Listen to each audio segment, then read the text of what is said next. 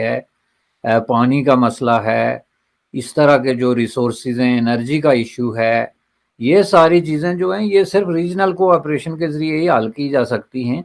और अगर आप अपने डिफरेंसेस को 100% हल नहीं भी कर सकते तो फिर भी कम अज़ कम आप तरजीहात का तयन तो कर सकते हैं ना, कि ठीक है हमारे दरमियान ये डिफरेंसेस हैं तो इनको तो हम एक तरफ रखते हैं, लेकिन कम अज़ कम ये जो चीज़ें हैं इन पे हम एक कोऑपरेशन का जो है वो सिलसिला शुरू करते हैं।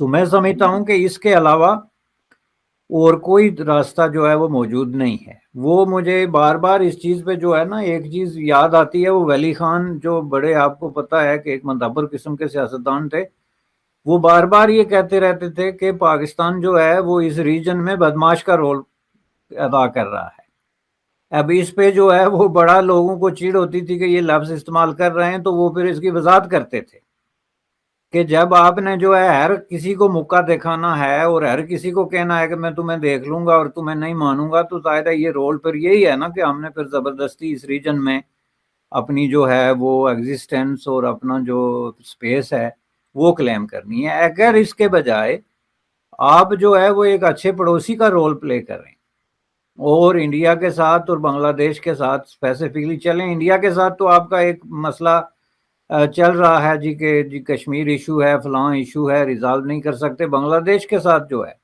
अब आपका क्या मसला रह गया? 71 में एक काम हुआ था, उसके बाद 50 साल हो गए हैं, बांग्लादेश इतना आगे चला गया, एक नई दुनिया डेवलप हो गई रीजन में, दुनिया में। और आप जो है वो बांग्लादेश के साथ भी आपने बाईकाट किया हुआ है। अभी रिसेंटली अफगानिस्तान के साथ आपने बाकायदा झड़प हुई है आपकी बॉर्डर्स पे, और जहाँ पे आपके जो है वो नुकसान भी हुआ है और उन्होंने वो बाढ़ भी रिमूव करने की कोशिश की है। तो ये वली खान के अल्फाज में बदमाश का रोल है कि आप चारों तरफ लड़ रहे हैं, इंडिया से भी लड़ रहे हैं, बांग्लादेश को भी हेट करते हैं, अफगानिस्तान को भी आप जो है उसके साथ उसके बॉर्डर्स जो हैं वो 70 साल से कोई नतीजा नहीं निकाल सकते। ईरान के साथ आप देख लें, आपका कॉन्फ्लिक्ट जो है वो इस तरीके से चल रहा है। तो इस तरह के रोल में तो आप अपने अवाम को जो ज़िंदगी दे रहे हैं वो कोई बहुत खुशकुन नहीं है, ये मैं आपको बता दूं। चूँकि अल्टीमेटली जो है पाकिस्तान, इंडिया इस खित्ते में जो इंटरनेशनल जो स्टैट्स हैं उसके मुताबिक तकरीबन 44% लोग जो हैं वो गुर्बत से नीचे ज़िंदगी गुजार रहे हैं। और इस रीजन के अंदर जहाँ पे इतना बड़ा पोटेंशियल है, वहाँ पे आप अपना ट्रेड वॉल्यूम देखें कि दुनिया के जितनी रीजनल ग्रुपिंग्स हैं उनमें सबसे कम, बल्कि ना होने के बराबर जो है वो है। आपकी जो सोशियो इकोनॉमिक सिचुएशन है वो तकरीबन एट पार है। तो ऐसी सिचुएशन में आप अगर ट्रेड खोलेंगे, आप अगर इस तरह की फ्री ट्रेड और फ्री मूवमेंट के कॉन्सेप्ट को लेके चलेंगे, तो आप लोगों की ज़िंदगी बदल सकती है, आम आदमी की ज़िंदगी बदल सकती है। गुर्बत के ख़िलाफ़ ये सैलाब, ये भूख नंग, ये सारी जो मुश्तरका किस्म की चीज़ें हैं जिनका ताल्लुक जो है वो पूरे इलाके से बनता है, उसके ख़िलाफ़ एक मैं समझता हूँ कि बहुत बड़ी अचीवमेंट जो है वो हासिल की जा सकती है। लेकिन आप अगर ये कहें कि नहीं जी हमने तो अपनी शराइत पे हर काम करना है, और इवन देन के सार्क की कॉन्फ्रेंस में भी आप अगर इस तरह का रवैया इख्तियार करें, SAARC is all about regional cooperation, तो आप किस तरह एक प्रपोजल ऐसी देख सकते हैं कि जी आप घर बैठे रहें लेकिन बाकियों को आने दें? यानी इसका मतलब ये है कि आपका जो नीयत है, इंटेंशन है, वो ठीक नहीं है। और जब तक आप अपनी इंटेंशन दुरुस्त नहीं करते, ये घुमा फिरा के बात वापस जाके वहीं ठहरती है जनाब, कि ये काम आपको सबसे पहले शुरू करना पड़ेगा माइंडसेट से, कि जो सबसे बड़ा सवाल आपको डिस्कस करना पड़ेगा कि क्या आप इस रीजन में अमन कायम करने के बारे में संजीदा हैं या नहीं। और अगर इसका जवाब हाँ में है तो फिर आप इस तरह की प्रपोजल कतन नहीं दे सकते कि हम सार्क कॉन्फ्रेंस कर रहे हैं, आप बाकी लोगों को आने दें, और आपको अगर नहीं मंजूर तो आप वर्चुअली इसमें पार्टिसिपेट करें। ये तो किसी को इरिटेटिंग किस्म का एक स्टेटमेंट है, जिसका मतलब ये है कि आप खुद उनको मैसेज दे रहे हैं कि आप किसी को ना आने दें। तो मैं समझता हूँ कि आप इसको थोड़ा सा इस नुक्ता नज़र से अगर देखेंगे, तो मैं समझता हूँ कि ये बर्रे सगीर के जो बिलियंस ऑफ पीपल हैं उनकी मुस्तकबल और उनकी तरक्की के रास्ते में एक रुकावट अंगेज किस्म की सोच इसको आप कह सकते हैं, और इसको बदलने की ज़रूरत है। ख्वाह ये आप जो है वो प्राइम मिनिस्टर से शुरू करें या फॉरेन मिनिस्टर से शुरू करें, लेकिन इसको बदले बगैर जो है मैं समझता हूँ कि ये बहुत बड़ी आपकी मुश्किलात जो है उनमें मज़ीद इजाफे की गुंजाइश है, उसमें कोई बेहतरी मुझे नज़र नहीं आती।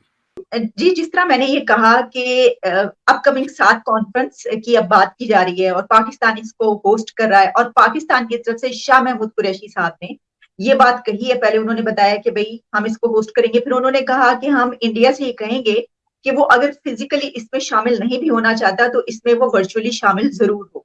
तो पहले तो मुझे ये बताइएगा कि भारत के इस हवाले से क्या मौकिफ है, क्या आपने डिसाइड कर लिया है कि इसमें शामिल होंगे, पाकिस्तान आएंगे, या कि आप ऑनलाइन ही इसमें शामिल होना चाहेंगे? इंडिया ने बहुत क्लियर कर लिया है ऑलिया, और आपका जो अभी हम डिस्कशन कर रहे हैं बहुत ही परफेक्टली वेल टाइम्ड है, क्योंकि जस्ट कुछ घंटे पहले ही 2-4 घंटे हुए हैं जब मिनिस्टर ऑफ एक्सटर्नल अफेयर्स ने ये इंडिकेट कर दिया है ऑफिशियली कि सिचुएशन ऑन ग्राउंड बदली नहीं है, और उन्हें नहीं लगता है कि वो इस तरह के इन्विटेशन को वो रिस्पॉन्ड कर पाएंगे। तो मुझे लग रहा है कि किसी तरह से सार्क का जो इन्विटेशन है और जो दोनों ऑप्शन दिए गए हैं आपके फॉरेन अफेयर मिनिस्टर द्वारा कि चाहे वो इन पर्सन नहीं तो कम से कम वर्चुअली अटेंड कर लें, सो वो मुझे नहीं लगता है इस तरह का कुछ भी जल्दी हो रहा है। लेकिन आलिया, मैं एक लार्जर क्वेश्चन, आपके क्वेश्चन का आंसर देते समय एक ब्रीफ क्वेश्चन से आपके व्यूअर्स को भी अवेयर करना चाहूंगा। ये हमें समझना होगा कि सार्क डिसमेंटल हुआ क्यों, डिसफंक्शनल हुआ क्यों। वो इसलिए हुआ primarily because of the Indian government stand कि talks and terror can not go together. और हमने बार बार देखा है, 2016 में भी सार्क वाली बात हो रही थी, तब उरी अटैक हो गया और फिर वापस बालाकोट हो गया। सो इस तरह से हमने देखा है, पुलवामा के बाद में बालाकोट किया इंडिया ने। तो इस तरह से ना हर 2-3 साल में कुछ ना कुछ होता रहा है, और उसका डायरेक्ट या इनडायरेक्ट पाकिस्तानी गवर्नमेंट, आर्मी और ISI से लिंक मिलता रहा है। In addition to the thematic Kashmir, और अगेन ऐसे कि वो इंडिया नहीं कहता है, इंडिया के अलावा FATF जो कि वर्ल्ड बॉडी है वो कहती है as far as Pakistan is concerned. So I don't see, it's not just 2021 और 2022, आई डोंट सी सार्क बहुत आसानी से और बहुत जल्द होगा।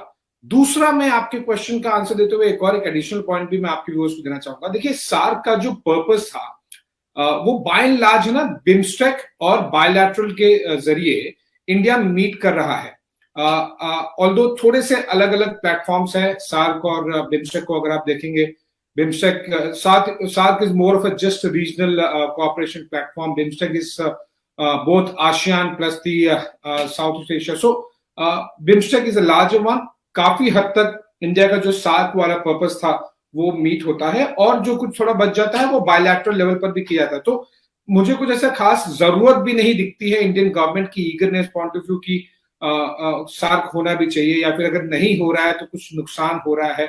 और something similar with the other countries, Bhutan, Nepal, Bangladesh, Sri Lanka, Afghanistan, उनमें भी कोई बहुत ज्यादा ईगरनेस नहीं दिखाई देती है कि वो समिट कर रहे हैं। अगर नहीं हो रहा है, इंडिया पार्टिसिपेट नहीं कर रहा है, या फिर उसका इफेक्टिवनेस कम है, तो कुछ बहुत ज्यादा उन्हें नुकसान हो रहा है।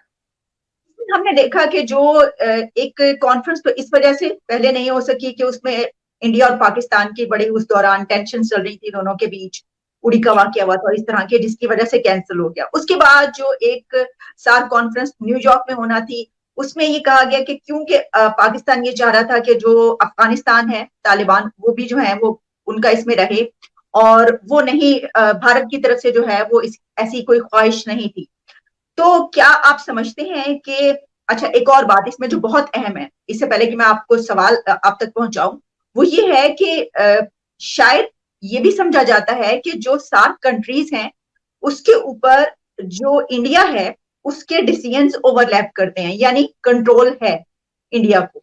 तो इस वजह से भी शायद शाह महमूद कुरैशी साहब ने जो ये बात की है कि हम चाहेंगे कि होने दिया जाए इसको, तो शायद ये कहीं डर है, आप समझते हैं कि कहीं खौफ है कि ऐसा ना हो कि पाकिस्तान ये सार्क कॉन्फ्रेंस जो है उसके लिए होस्ट करने के लिए तैयार हो, कॉन्फ्रेंस होने लगे, लेकिन इंडिया की तरफ से कोई ऐसा इकदाम उठाया जाए जिस तरह आपने कहा कि आप ये समझते हैं कि ऐसा चीज की कोई इंपॉर्टेंस इस वक्त नजर नहीं आ रही?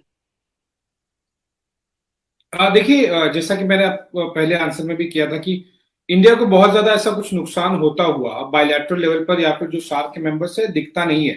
वो बिम्स्टेक और बायलैटरल लेवल पे काफी ज्यादा सॉर्ट आउट हो रहा है। लेकिन जो खौफ वाली आपने बात कही, ऐसा है नहीं।